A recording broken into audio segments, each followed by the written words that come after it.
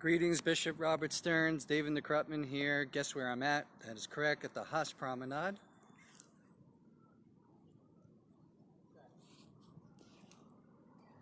And the reason why I'm here really is to say I'm so sorry that you can't have your physical presence here. The eagle's wings and the thousands of people will be coming to Jerusalem to be praying at the day of prayer for the peace of Jerusalem. Our relationship goes back over 18 years.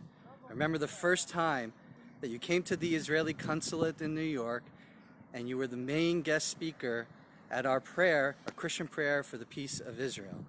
From there, we became fast friends, and then in March of 2002 was the first event that we had at the Israeli consulate, and then in May of 2002, the Deputy Prime Minister, Rabbi Malchior, came in with 100 leaders in the Israeli consulate to brainstorm about what would eventually become the Day of Prayer for the Peace of Jerusalem. And I remember Reverend Jack Hayford, who came up with the idea that the Day of Prayer for the Peace of Jerusalem would happen near the Day of Atonement for the church to reflect about its past towards the Jewish people, and thus the first Sunday of every October. It's almost 18 years. It'll be 18 years this October, this first Sunday in October, October 4th, that we'll be celebrating your Day of Prayer for the Peace of Jerusalem, where now tens of millions of people every year pray for this city of peace.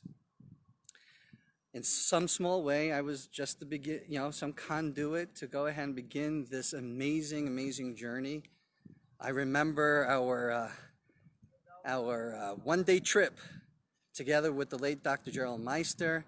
We went to the Assemblies of God to meet Reverend Thomas Trask, and then we went to meet Mike Bickle from the International House of Prayer. When you mentioned Mike Bickle, I remember you said we're going to meet the head of IHOP. I thought we were going to get pancakes, but apparently this was a 24/7 prayer ministry. And there, on that road trip together, was the birth of the Israel Experience. We brought many, many Christian students to Israel to learn about the complexity of this land and become an ambassador for Israel. It's been really amazing of what God has done in your life to open up the doors for many to pray for the peace of Jerusalem. It's an honor to be your friend, and I also want to acknowledge this. Many people don't know this, but Rabbi Shlomo Riskin was a friend of Robert Stearns. Separately, I didn't know about this until Rabbi Riskin gave me a call in November of 2007. He said to me, I just got off the phone with Reverend Robert Stearns, and he said you should be the one opening up the first Orthodox Jewish institution to religiously and theologically dialogue with the Christian world.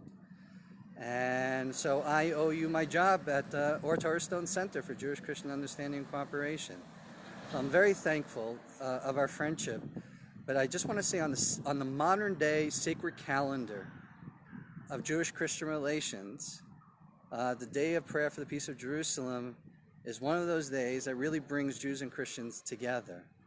I know Israeli Jews here that attended the Day of Prayer for the Peace of Jerusalem. It's one of those things that really, you want the physical presence to be here, but you unfortunately won't have the gathering here at the Haas Promenade. So I felt a calling from God to just say, you know what, let me bring the Haas Promenade to you, Bishop Robert Stearns, for all you have done, for the sacrifice that you've done, the blood, sweat, and tears, for your commitment for the Jewish people and the state of Israel. I miss your family.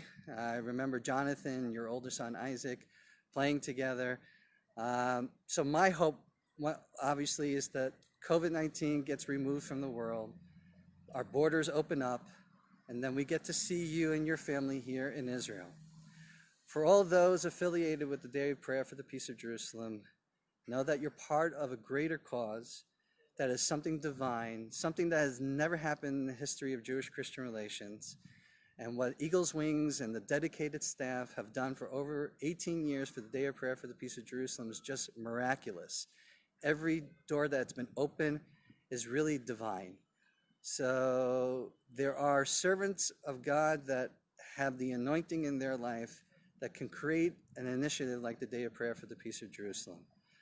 I know Bishop Robert Stearns didn't ask me to do this, but again, I felt a calling that I should be here at the Haas Promenade. Let's just give this view one more time, because I know, I realized there would be a lot of people over here, Bishop, shouting and screaming and worshiping here at the Haas Promenade, and there's an aching here in Jerusalem that you won't be here.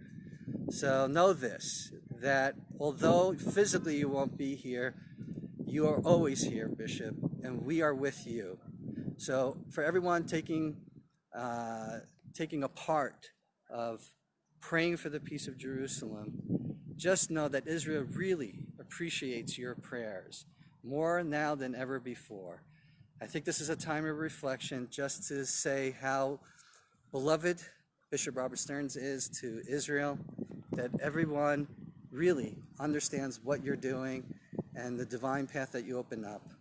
So from the Nekrutman family, from Colony, from Jonathan, Ori, and Ariel, and I guess the fly over here that keeps bugging me, just wanted to say Happy Rosh Hashanah, Happy New Year, Bishop.